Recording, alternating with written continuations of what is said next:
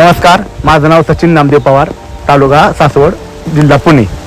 मी हे नॅनोजम एक्सट्रूड 3 वर्षापूर्वी मार्केटमध्ये आणले आणि पहिल्या स्टार्टला 2 गोणी आणि 1 नॅनोजमचा गागर असे मिक्स करून टोमॅटो करता बेसल डोस दिला.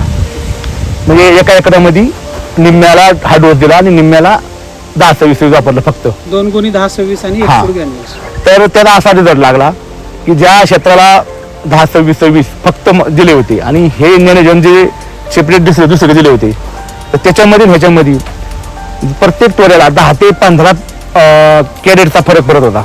आणि हा उत्पन्न वाढलं. आणि ह्या मालाची जी साईज होती, ही साईज आणि त्याची क्वालिटी ग्लिजिंग ही अत्यंत चांगली होती. मग तो अनुभव घेतल्यानंतर मी गेल्या वर्षी सीताफळ म्हणू नका, तुमचं टोमॅटो, आमच्याकडे कांदा असतो नंतर नाही का, खरीपाला कांदा करतो, कांद्याला पण आम्ही ह्याचा वापर केला, अंजिराला वापर केला. म्हणजे कंपल्सरी त्याला 2 गुणी सुपला आणि 1 घागर नॅनोजमची, हे माझा ते फॉर्म्युला तयार झाला. आणि त्यातून मला प्रत्येक पिकाची जी रोग प्रतिकारक शक्ती ह्याच्यामध्ये आमूलाग्र बदल वाटला. त्यांच्या पांढऱ्या मुळ्यांची वाढ म्हणा किंवा वरची जी ग्लेझिंग होती, सगळं ते बदलच होत गेला. आणि औषधाची मात्रा म्हणजे वरून जी फवारणी आपण जे वरून सप्लिमेंट देतो पिकांना, त्याची सुद्धा जास्त गरज पडली नाही. त्याच्यामुळे पण 25% वाढ झालेली. जिथं मला एका एकरामध्ये 1500 जाळी सापडायची, कॅरेट सापडायची, तिथं गेल्या वर्षी 1800 जाळी सापडली.